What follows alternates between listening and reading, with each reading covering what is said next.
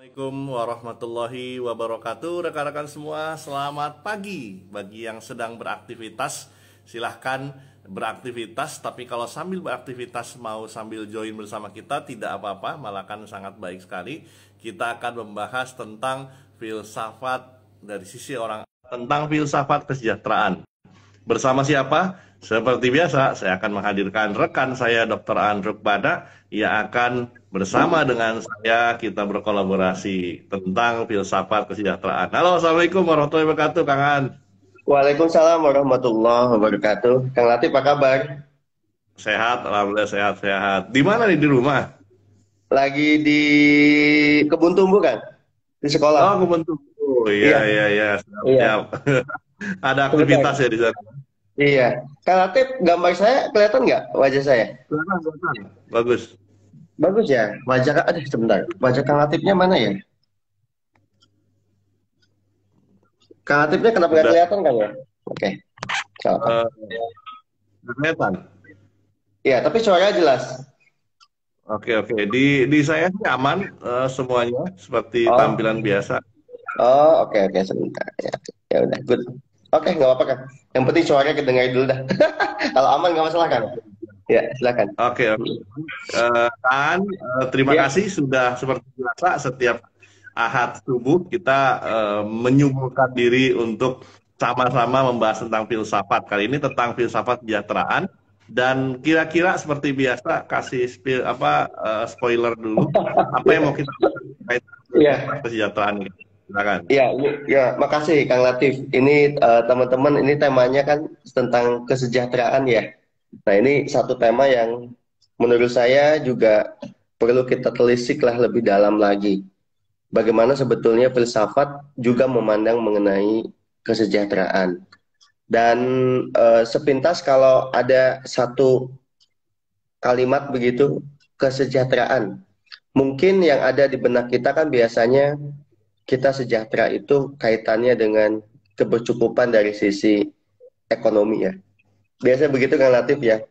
Kayak misalnya, Terima kasih sudut iya, pandangnya awal ya. Awal ya, betul. benar lagi gitu. Misalnya orang dianggap sejahtera begitu. Itu kan biasanya ya karena dianggap apa? Berkecukupan dari sisi ekonomi. Oh, dia mau orang sejahtera gitu ya.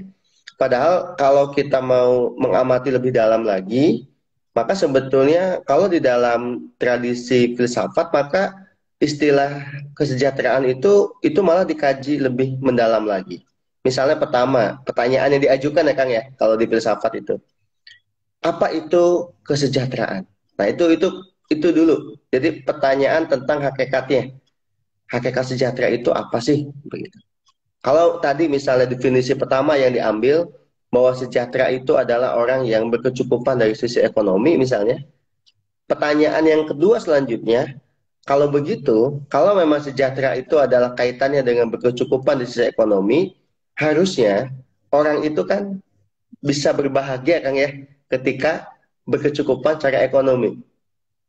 Karena kesejahteraan itu bisa membuat seseorang bisa lebih bahagia. Tetapi faktanya kan ketika orang mengumpulkan dari pundi-pundi ekonominya, belum tentu juga bahagia Kang ya. Ya.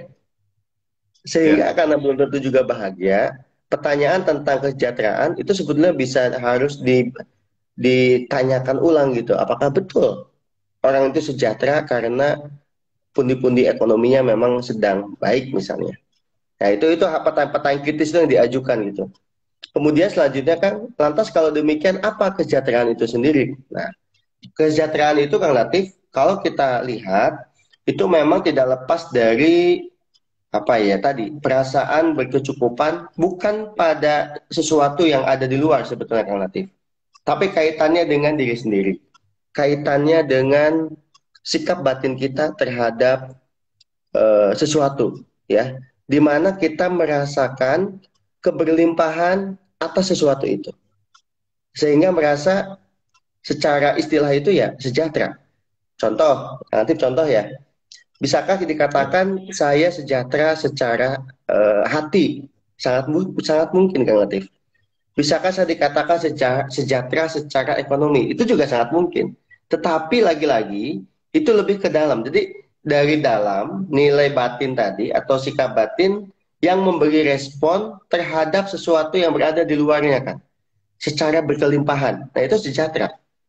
Jadi sejahtera itu sebetulnya ini persoalan yang kaitannya dengan apa ya namanya tadi prinsip berkelimpahan itu sih Kang.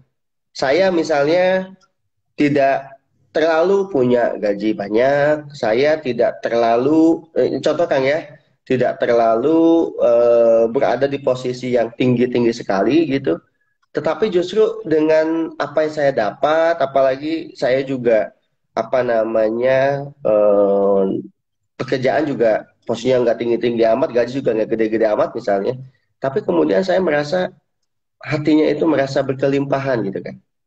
Tetap merasa ada aliran yang melimpah dalam diri saya. Nah, itu juga disebut sebagai kesejahteraan sebetulnya atau orang sejahtera lah. Karena kalau kesejahteraan itu kan itu menjadi kata ini Kang ya menjadi bukan nggak melekat ke orang sebetulnya. Kesejahteraan itu kan kayak sama dengan keadilan itu konsep abstrak ya Kang ya. Tapi kalau orang Ya. sejahtera, nah itu orang yang kira-kira memiliki nilai-nilai keberlimpahan di dalam dirinya. Gitu. Itu Kang, dalam apapun Kang Latif, dalam apapun. Itu disebut sebagai orang sejahtera yang bersumber dari kesejahteraan tadi atau keberlimpahan lah. Gitu. Itu Kang pengantarnya dulu Kang Latif. Oke, memang sudut pandang awal kesejahteraan itu kalau kita lihat memang rata-rata dari sisi materi ya, karena yang terlihat kan itu. Termasuk bagi masyarakat, bagi pemerintah misalnya, atau bagi yang berwenang ketika ingin melihat apakah rakyat saya sejahtera, ukuran paling mendasarnya biasanya dari sisi penghasilan, dari sisi misalnya secara materi, karena memang alat ukur kalau non materi itu agak ribet ya kan, dalam artian tidak ada acuan bakunya nih apakah orang sejahtera dari sisi batin, apakah dari sisi psikologis. Pada akhirnya kalau kita bicara pemerintah, bicara yang berwenang, bicara kita juga melihat keseharian kita untuk bisa mensejahterakan apa yang ada di sekitar kita, kita pasti sudut pandangnya adalah dari sisi yang terlihat karena itu yang terukur. If you cannot measure it, you cannot do it atau cannot take action of it for it. Nah, kalau kita melihat kan, ya oke lah, kalau kita bicara sudut pandang sejahtera dari sisi materi kan kelihatan apakah itu sejahtera level misalkan prasejahtera dan lain sebagainya. Nah, adakah alat ukur Kang untuk melihat orang ini sejahtera secara batin atau orang ini sejahtera secara non materi? Nah, sehingga kita bisa melihat oh ini kesejahteraan yang dimaksud ini adalah ke sana atau bagaimana ukur orang sejahtera di sisi non materi. Mungkin ada pandangan terkait dengan itu. Makasih Kak Latif. Ini pertanyaan bagus, Kang. Justru kalau di filsafat pertanyakan kembali sih Kang Latif. Misalnya, apakah hidup ini semuanya harus diukurkan? Apakah apapun itu pokoknya diukur gitu? Padahal logika ngukur itu kan kuantitatif Kang ya. Biasanya suatu logika ngukur itu dipakai memang untuk apa sih sebetulnya? Itu kan untuk menguasai sesuatu yang diukur itu kan. Memang itu prinsip cara berpikir kuantitatif ya kan begitulah Kang Latif lah. Sehingga berusaha apapun diukur secara objektif. Seakan-akan semua hidup ini patokannya adalah hal-hal yang dianggap objektif, lahiriah, empiris, nampak nyata kelihatan di depan sana. Begitu Kang Latif. Makanya semua hidup itu disandarkannya di mana-mana itu kan karena dianggap dengan cara demikian maka bisa ditransfer ke yang lain. Padahal kalau di dalam tradisi filsafat Kang Latif ada ukuran lain. Nah ini ukuran juga nih akhirnya. Tapi dia tidak bersifat semacam itu yang kuantitatif. Dia lebih bersifat kualitatif dan bersifat subjektif kan. Jadi bersifat subjektif itu bukan berarti dia bukan tidak ada. Jadi karena dia bersifat subjektif bukan berarti dia tidak ada gitu. Makanya meletakkan kembali subjeknya misalnya di dalam konteks kesejahteraan. Nah, menurut saya itu juga kemudian menjadi hal yang penting dalam pembahasan. Makanya sekarang kan apa Human Development Index Kang ya. Itu juga kan ada orang yang udah mulai ngukur. Meskipun lagi-lagi ya akhirnya orang kejebaknya ke kuantitas lagi sih Kang. Mengenai indeks kebahagiaan Kang Latif. Itu ada tuh kan. Indeks kebahagiaan itu, ukuran indeks kebahagiaan itu menariknya adalah ternyata bukan negara-negara yang kita anggap negara kaya misal selama ini kan, gitu. Bahkan negara-negara yang entah entah berantah yang kita juga mungkin namanya juga kita nggak terlalu paham ya, kayak misalnya negara Bhutan. Bhutan kita kan pengen tahu Bhutan itu negara mana Bhutan ya gitu. Kita kan nggak tahu Kang Bhutan, tapi ternyata saya nggak tahu ya ukuran terakhir seperti apa. Bhutan itu kan adalah negara yang punya indeks kebahagiaan tertinggi di dunia. Begitu kan Latif? Bhutan ternyata orang-orang Bhutan. Setelah diteliti kan di Bhutan itu kenapa bisa dikatakan orang-orang berbahagia? Karena kalau dilihat dari perkembangan teknologi tidak berkembang teknologi di sana. Dari sisi lihat misalnya apa ya kemajuan ekonomi ya biasa-biasa aja gitu kan Latif. Tetapi mereka ternyata memiliki tadi hal-hal yang berkelimpahan di dimensi lainnya. Tadi udah saya jelaskan di awal kan. Mereka merasakan hidup saling cinta mencintai semacam itu. Mereka merasakan hidup saling isi mengisi, saling mensupport, ada dukungan moral di sekitar sesamanya misalnya. Tidak dibiarkan orang itu sendirian. Sampai-sampai petunjuk jalan pun kan kayak lampu merah apapun nggak ada gitu kan nanti. Ya, bukan karena iya wajar nggak ada mobil gitu. Ada, tapi memang orang itu hidup dengan tingkat kesadaran hidupnya sangat tinggi, kira-kira begitu kan. Yes. Orang nggak mau buang sampah sembarangan, nggak mau apa ya merusak alam misalnya. Nah itu ternyata itu juga kesejahteraan kan Latif. Makanya kemudian muncul tingkatan-tingkatan kesejahteraan, ya. Termasuk misalnya kesejahteraan itu ya tadi ternyata tidak bisa kita hanya mengukurnya dari sisi tadi ya tampilan luar begitu. Karena ternyata mengukur manusia dari sisi kesejahteraan yang bersifat ekonomi itu saja ternyata nggak cukup kan. Maka orang mulai menyusun Human Development Index juga dari sisi lain gitu kan, di antara melalui kebahagiaan itu. Itu Ya. kan?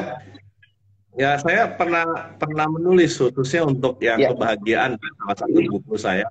Seingat saya di buku Derry Berry. Saya mengutip salah satu tentang indeks kebahagiaan. Tahun 2011 atau 2012, saya lupa, saya harus lihat lagi. Itu indeks kebahagiaan Indonesia itu salah satu yang tertinggi di dunia. Itu menarik. World Happiness Index-nya Indonesia itu sangat tinggi sekali. Dan ternyata ya lagi-lagi memang kalau kita bicara kesejahteraan dan kasus kebahagiaan, memang dua hal yang bisa jadi tidak bisa diukur secara material. Saya setuju itu. Akhirnya kenapa termasuk yang happiness index-nya sangat tinggi bisa jadi adalah terkait dengan salah satunya adalah terkait dengan rasa syukur, terkait dengan ekspektasi terkait hidup yang mungkin tidak perlu terlalu tinggi sehingga tingkat tingkat gap antara kenyataan dengan harapannya menjadi tidak terlalu tinggi. Kalau kita bicara tentang kebahagiaan itu biasanya kalau ternyata kita harapannya tinggi tapi kenyataannya rendah, maka gap semakin tinggi itu semakin membuat kita tidak bahagia.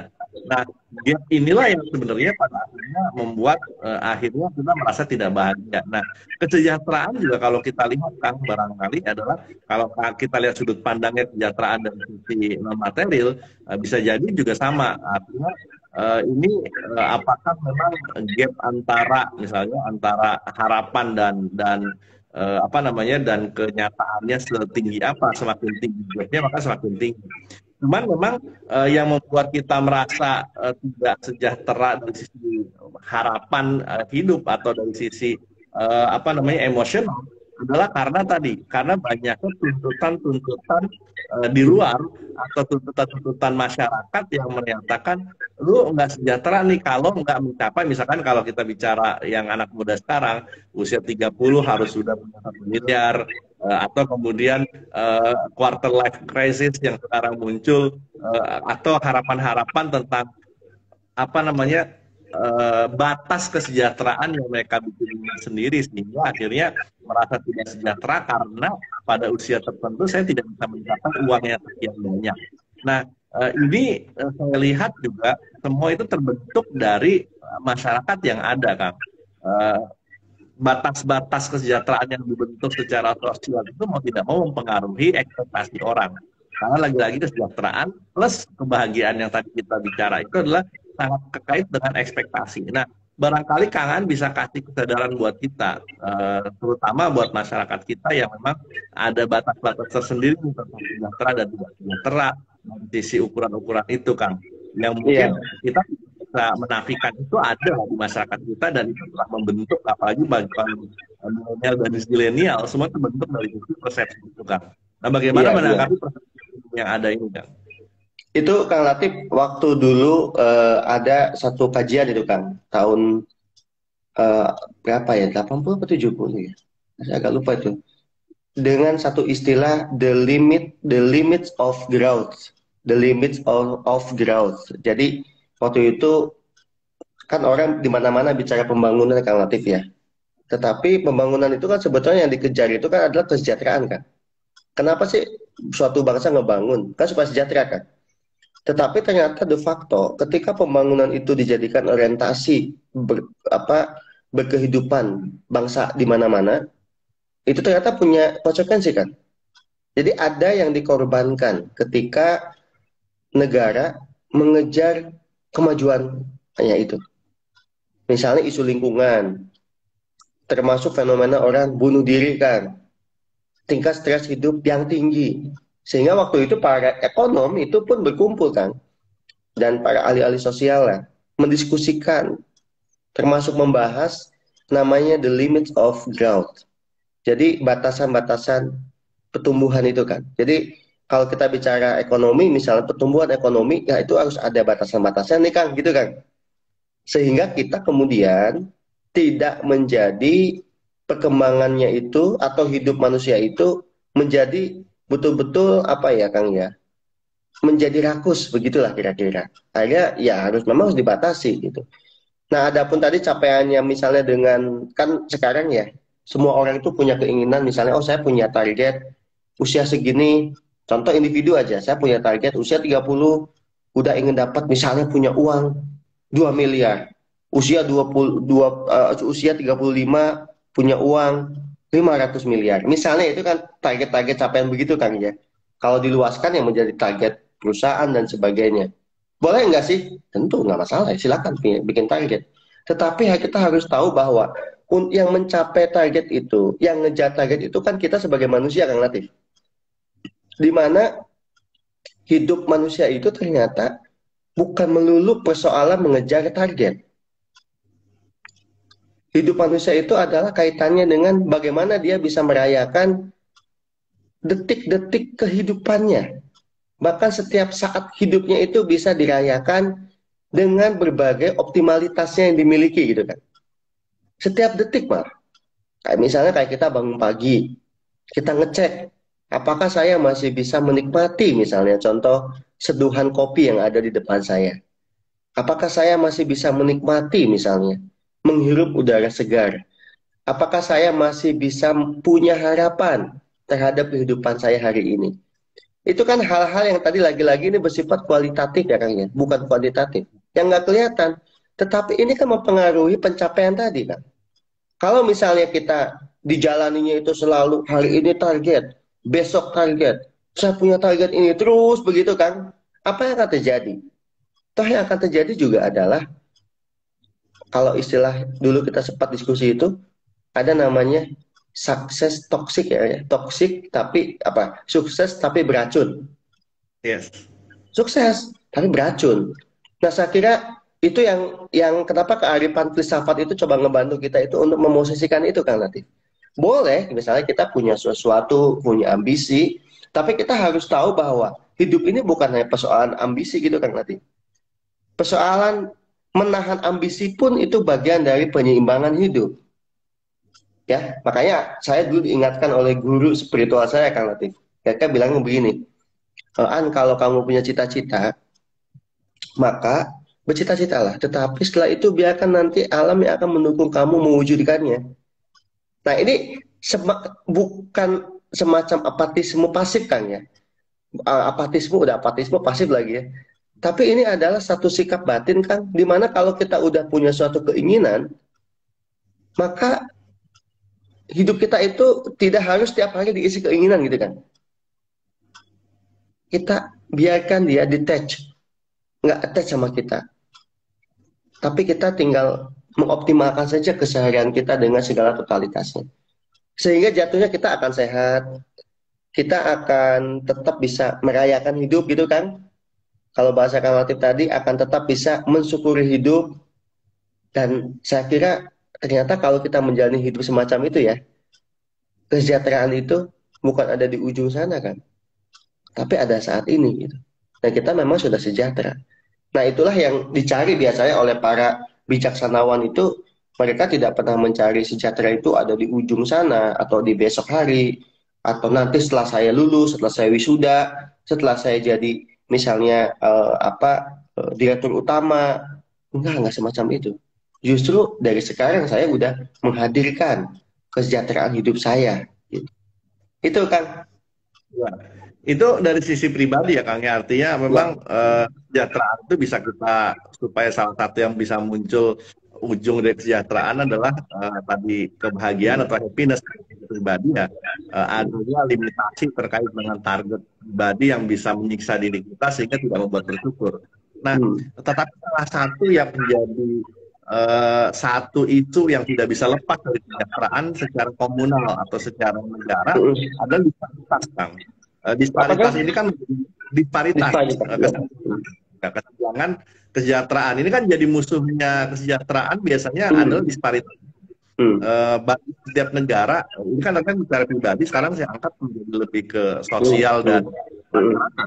yang menjadi musuhnya dari kesejahteraan adalah disparitas atau senjangan yang Ya. ada sehingga membuat kaya semakin kaya, yang miskin semakin miskin, walaupun miskin belum tentu tidak bahagia, karena belum tentu bahagia kalau dari sisi ukuran non material.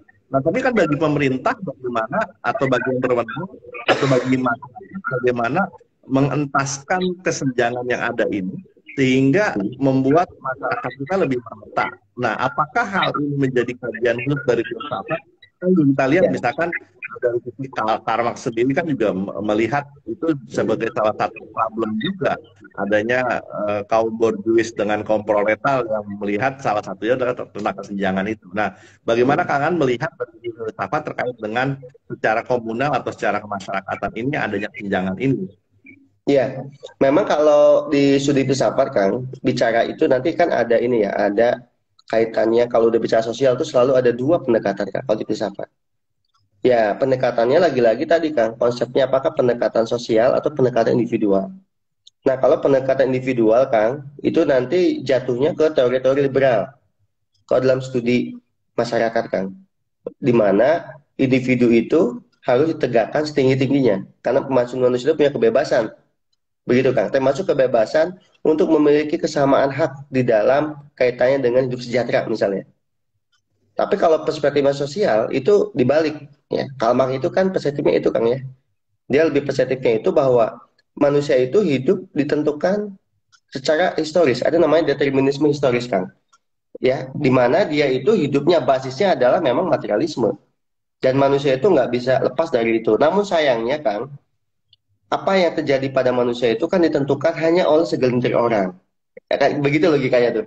Oleh segelintir orang, sehingga kepentingan hidup manusia itu nggak lebih dari kepentingan kaum borjuis. Sehingga Karl Marx menghendaki kondisi kehidupan masyarakat tanpa kelas.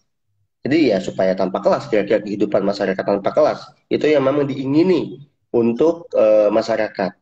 Namun pertanyaannya adalah Kang Latif, apakah bisa demikian? Ternyata tidak juga. Karena implementasi Marxisme itu juga ternyata banyak gagalnya juga. Bahkan kalau kita lihat sekarang, negara mana yang sungguh-sungguh mengamalkan Marxisme tidak juga. Maka termasuk seperti China Kang ya, atau Republik Rakyat Rakyat Tiongkok, nah itu. Ya, atau Ya, ya RRC atau baik. RT, itu juga sampai sekarang tidak lagi pure mengimplementasikan misalnya ajaran Marxisme di sana. Ya tentu ada intervensi dari Mao Zedong, ada intervensi dari ya kalau sekarang ya presiden yang sekarang ya ada pengaruhnya. Tapi lagi-lagi kan nggak lagi pure komunis begitu. Pertanyaan alternatif, apakah filsafat mengurusi juga masalah semacam ini kan konteks negara? Iya kan, sama mengurusi. Karena makanya kenapa nanti perdebatannya di filsafat macam-macam, Kang. Misalnya mengangkat isunya supaya masyarakat itu bisa sejahtera, maka harus ada keadilan. Nah, keadilan itu kemudian menjadi pembahasan penting, Kang. Karena ada pengandaian kalau suatu masyarakat itu memiliki tadi prinsip-prinsip keadilan yang ditegakkan oleh para pemimpinnya, maka akan ada kesejahteraan di negara itu, gitu kan. Maka banyak filsuf-filsuf ya, ya seperti Rawls misalnya yang juga menekankan melalui keadilan, ada namanya theory of justice dan lain sebagainya. Ya Rawls ya, John Rawls. Itu ada Kang pembahasan itu Kang Latif. Tapi lagi-lagi yang saya sampaikan, kenapa perspektifnya kemudian tetap dimulai dari individu dulu kalau saya Kang Latif. Tapi individunya bukan individu yang mengarah kepada kapitalisme, bukan. Justru yang saya sampaikan adalah konsep individu sebagai manusia yang bebas, Kang, di mana individu itu memang memiliki juga satu kebebasan, termasuk untuk mengatasi apapun dalam hidupnya, termasuk mengkreasikan apa yang kita sebut sebagai kesejahteraan. Nah itu kayak gitu kan nanti. Apakah misalnya apa namanya disparitas itu menjadi musuh kesejahteraan? Iya betul. Jadi kaitannya dengan penyusunan indeks tadi Kang Latif. Karena biasanya kan kemajuan suatu pemerintah Kang dalam suatu negara itu kan dilihat indeks juga Kang ya. Misalnya negara kami sejahtera, dilihat indeksnya. Indeks orang kayanya bagaimana, indeks kemiskinannya bagaimana, itu biasa diukur itu Kang. Begitu. Kaitannya dengan itu. Tapi toh pada ujungnya juga bukan semata-mata ukuran indeks-indeks tadi. Pada ujungnya juga kembali kepada individu itu yang ada di masyarakat. Apakah filsafat juga punya tanggung jawab? Ya, tidak tanggung jawab untuk mencerahkan lah kepada mereka yang memangku jabatan kepentingan juga untuk mengingat, menjalankan posisinya dengan sebaik-baiknya. Sehingga diharapkan kesejahteraan juga bisa didapatkan gitu kan, melalui kepemimpinan mereka di pemerintahan. Nah itu. Ada satu lagi kan terakhir dari saya, kaitan dengan penegak relatif ya. Ada penulis namanya Schumacher kan. Itu nulis buku bagus sekali Kang Latif. Judulnya itu adalah Small is Beautiful. Kang Latif pernah dengar nggak buku itu? Judulnya Kecil itu Indah. Jadi Schumacher ini tahun 70 kan kira-kira. Di tengah-tengah orang nyusun indeks macam-macam tentang pencapaian suatu negara ya Kang ya dari sisi ekonomi. Justru dia nulis sebaliknya Kang. Nulis buku judulnya itu bukan Big is Beautiful, tapi Small is Beautiful. Nah, Small is Beautiful itu ternyata oleh Schumacher ingin mulai kita itu berbicara bukan seberapa beras yang ada di dapur kita gitu. Tetapi kita masih punya nggak kemampuan menikmati makan beras itu kan? Di balik itu di buku itu. Jadi bukan seberapa besar kita bisa mengumpulkan tadi buah-buahan mungkin di atas meja kita. Tapi kita masih punya kemampuan makan buah-buahan nggak? Nah, itu yang diangkat kan nanti. Gimana mensyukuri barangkali makanan-makanan yang ada, seberapapun itu. Nah, itu. Makanya buku itu pun menjadi buku filsafat yang penting juga kan. Kaitannya dengan kesejahteraan tadi yang Kang Latif tanyakan dan sampaikan. Itu Kang Latif. Yes, thank you Bang An. Memang akhirnya yang kita bicara kesejahteraan dari sisi pribadi, dari sisi komunal ya tadi masyarakat, dua hal yang tidak bisa hilang. Dari sisi pribadi, untungnya adalah ketika kita bisa mengentaskan kesejahteraan sangat berkaitan dengan kebahagiaan pribadi. Ketika sudah masuk ke komunal, yang menjadi pilar salah satu kesejahteraan adalah keadilan. Karena begitu keadilan itu tidak ada, maka yang terjadi kesejahteraan bisa saja terabaikan. Nah, menariknya tadi buku Small is Beautiful Schumacher itu sebenarnya salah satu alternatif ya kan yang seperti istilahnya air di tengah gurun. Itu sama halnya kalau saya melihat halnya seperti bukunya Chicken Soup for the Soul. Nah, Chicken Soup for the Soul juga sama. Kita bicara chicken soup, tapi kita bicara chicken soupnya bukan dari sisi memenuhi kelaparan dari sisi pribadi atau fisik, tetapi dari sisi jiwa. Nah, sehingga kalau kita bicara kesejahteraan, ada dua hal yang tadi kita bahas dari awal adalah bagaimana kesejahteraan dari sisi materi itu terpenuhi, tetapi itu bukan yang paling utama, tetapi adalah kesejahteraan secara jiwa yang bisa terpenuhi sehingga dua hal itu akan sangat balance. Tidak ada ukurannya. Kalau tadi saya tanya kepada Kang Aan, adakah ukuran-ukuran tertentu tentang kesejahteraan? Ya ukurannya kalau dari sisi filsafat kan tidak ada secara kuantitatif, tetapi dari sisi kualitatif. Nah, satu lagi Kang, bagaimana spiritualitas menjawab terkait dengan kesejahteraan? Adakah kaitannya terkait dengan hal tersebut? Karena kalau kita lihat sebenarnya setiap agama pasti mengajarkan dari sisi spiritualitas pasti. Tapi juga dari sisi agama juga pasti sangat tentu terkait dengan kesejahteraan. Hampir setiap agama mengajarkan tentang kesejahteraan sosial. Misalkan dari sisi Islam. Islam sendiri salah satu tonggaknya adalah bagaimana kesejahteraan. Termasuk ketika Rasulullah SAW di Madinah pun, selain akidah yang dibangun ketika awal adalah membangun tentang kesejahteraan secara komunal atau secara masyarakat, sehingga ketika masyarakat sejahtera, spiritualitas itu dengan sendirinya akan terbangun. Nah, bagaimana kalian melihat kesejahteraan dan spiritualitas dari sisi kaitannya? Silakan. Ya, makasih Kang Latif. Nah, ini saya mau jelaskan sedikit, Kang. Spiritualitas itu kan sebetulnya itu semacam satu kesadaran penghubung kita dengan kesadaran yang ilahi, Kang, ya, yang lebih tinggi lagi tuh, atau kesadaran ketuhanan lah. Levelnya tinggi memang di sana. Ada nggak hubungannya kesejahteraan itu apa spiritualitas itu kira-kira dengan kesejahteraan gitu Kang Latif ya? Ya tentu sangat terhubung. Nah yang saya kasih contoh Kang ini agak unik Kang. Kalau kita misalnya kita membaca surat Ibrahim Kang ya di Islam nih kaitannya dengan kesejahteraan. Kan kita menafsirkan ayat Nabi Ibrahim itu kan ingat tahu wa ita'adzana rabbukum la in syakartum la azidannakum wala in kafartum inna adzabi lasyadid. Ini ayat kan 8. Ibrahim ayat 8 ya. Iya betul. Ibrahim ayat 8. Itu kan biasanya kita menafsirkannya itu sangat empiris kan, sangat kuantitatif. Jadi seakan-akan kalau misalnya kita bersyukur maka niscaya kita akan melipat gandakan itu kan, la azidannakum. Nah, yang kita coba baca di sini sebetulnya bisa juga kita tafsirkan, kita maknai yang ditambah itu bukan hanya rezeki dalam artian kelimpahan harta kita loh kan. Jadi orang bersyukur itu kan seringkali, ya kamu bersyukur aja ntar rezekinya nambah. Ini agak unik Kang, orang nafsirin syukur dengan rezekinya nambah, otomatis gitu aja gitu. Padahal sih yang ditekankan itu adalah kalau kita bersyukur kan, la azidanakum itu la azidanakum sisi apanya? Sisi perasaan sejahteranya tadi Kang Latif. Jadi kalau misalnya contoh, saya punya uang dikasih, saya dikasih 2 juta gitu. Jadi pembicara, oh dapat 2 juta misalnya gitu. Karena suatu kali juga mungkin bicara dikasih cuma transport aja 500.000 misalnya. Nah tapi saya tetap bersyukur gitu kan Latif. Oh alhamdulillah. Mensyukuri itu. Maka ada apa ya? Nilai-nilai lebih dari orang yang suka bersyukur kan. Selalu optimis hidupnya itu. Selalu melihat sesuatu dengan husnuzon. Berprasangka baik dengan apapun kan. Dengan pendapatan sebesar apapun. Nah, ada berkelimpahan kesejahteraan di sana.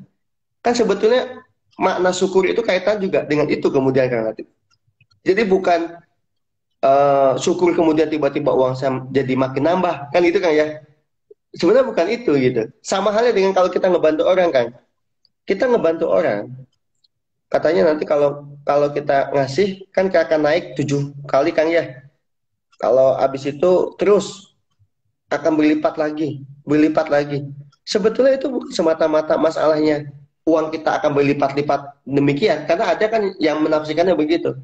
Tapi orang yang suka ngasih itu, bahasa gampangnya dia akan merasa sejahtera. Dan biasanya orang kalau merasa sejahtera gitu kan, walaupun dari sisi kuantitatifnya kecil, itu akan nambah terus, akan berkelimpahan terus gitu. Akan nambah terus, akan berkelimpahan terus, akan apa ya namanya husnuzon, akan positif, vibe-nya positif. Lah orang Kang Latif kalau hidup vibe-nya udah positif, pikirannya udah tenang, pikirannya udah sangat bagus, kemana-mana orang yang nggak pesimis, selalu berhusnuzon dengan orang itu menjadi orang yang dipercaya, orang itu orang yang menenangkan, maka orang itu nggak susah hidupnya Kang Latif. Karena orang itu akan selalu didekati orang lain kemudian. Bukan dimusuhi atau dijauhinya. Nah, ini makanya kenapa Kang Latif mengembangkan nilai-nilai spiritual seperti syukur, sabar, tawakal, istiqomah itu tentu punya pengaruh banyak terhadap bagaimana kita meningkatkan what we call as kesejahteraan tadi. Gitu. Terhubung sekali kan? Yes. Tapi alat ukurnya bukan lagi semua tergantung dari sisi kuantitatif tadi ya. Bukan Kang Latif, bukan. Karena kalau di filsafat itu Kang ya, memang tekanan terhadap. Jadi ada memang mazhab yang menekankan kuantitatif Kang, ada. Ya misalnya positivisme kan tekanannya itu Kang Latif. Positivisme pasti Tekanannya berkaitan. itu. Betul, terukur. Kalau misalnya orang dianggap miskin kan ada tuh indikator kemiskinan Kang. Itu ada ukurannya Kang. Misalnya yang sehari dia dapat gaji itu ya pokoknya hanya apa ya di bawah 10.000 atau berapa gitu ya ukuran sekarang tuh. Ya diukur Kalau Kang. ukurannya di bawah UMR, kalau di bawah UMR berarti kan dia prasejahtera, misalkan bisa begitu Ya, ya. iya betul kan ada tuh di PBB itu bikin ukuran Kang. Jadi kalau negara yang seharinya masyarakatnya misalnya dia cuma bisa punya uang 10.000 misalnya itu dianggap orang miskin misalnya gitu kan. Emang diukur kan miskin. Tujuannya lagi-lagi tadi untuk menunjukkan mana negara maju, mana negara berkembang gitu ya, mana negara terbelakang dan lain sebagainya. Ya itu memang demi kepentingan itu sebetulnya. Tapi kan lagi-lagi kalau tadi saya sampaikan, hidup itu nggak semata-mata ukuran-ukuran tadi. Ya. Karena ada dimensi-dimensi lain yang nggak bisa kita ukur. Itu masalahnya. Nah, yang nggak bisa kita ukur secara kuantitatif tadi kan bukan berarti nggak ada kan. Dia juga ada. Nah, filsafat itu membantu kita untuk nyadarin kita dimensi itu. Nah, nilai-nilai spiritual kan itu ada bukan di kuantitatif loh, tapi ada di dimensi kualitatif. Iya. Satu hal mungkin yang terkait dengan kesejahteraan itu padanan kata yang lain mungkin bisa jadi salah satunya adalah keberkahan kalau dalam konsep spiritualisme ya. Ya. Keberkahan. Mahwal mahwal barokah atau mahyal barokah dia natul khair, bertambah kebaikan. Dan Ya. kebaikan itu alat ukurnya dari sisi pendapatan materi, tapi juga bisa jadi adalah kecukuran atas keadaan. Kesehatan pun kalau kita ukur dari sisi kesejahteraan bagian dari keberkahan yang luar biasa. Ini mungkin ada konsep tentang keberkahan yang menarik kalau kita kaitkan dengan keberkahan dari sisi kuantitatif plus kuantitatif. Itu kalau kita misalkan katakanlah gajinya misalkan 3 juta, katakanlah seperti itu. Ada orang yang punya gaji 3 juta tapi bisa 3 jutanya bertahan dengan lama, tapi juga ada 3 juta habis dalam sekejap. Itu dari sisi spending. Tapi kalau dari sisi misalkan beli misalkan orang dengan menggunakan satu beli kulkas misalkan dengan harga 1.500.000 deh, kecil misalkan 1.500.000. Ada kulkas yang orang beli itu bisa bertahan 10 tahun dengan 1.500.000 kulkas dia beli. Ada yang kulkas ketika dia beli misalnya dengan 1.500.000 yang sama, kulkas yang sama bisa jadi adalah rusak dalam jangka waktu 3 tahun. Nah, itu juga contoh seperti itu juga bagian dari orang yang pernah mengukur, oh ya ternyata itu pun kalau kita kaitkan dengan spiritualitas, itu pun salah satu konsep keberkahan dan kesejahteraan. Atau orang yang dengan gaji yang sama tapi sakit-sakitan, ada yang selalu sehat, yang sakit-sakitan sama-sama gaji 3 juta, yang sehat 3 juta, tapi kan beda hal,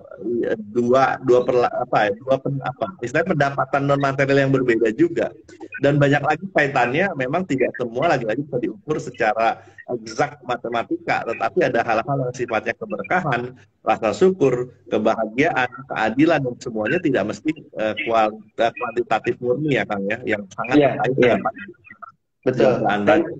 Dan lagi-lagi kan kalau saya mengatakan itu bukan istilahnya itu menolak kuantitatif kan, karena nggak bisa. Selama kita masih punya badan tubuh kan nggak mungkin nolak yang kuantitatif kan, pastilah kita akan membutuhkan tetap yang kuantitatif.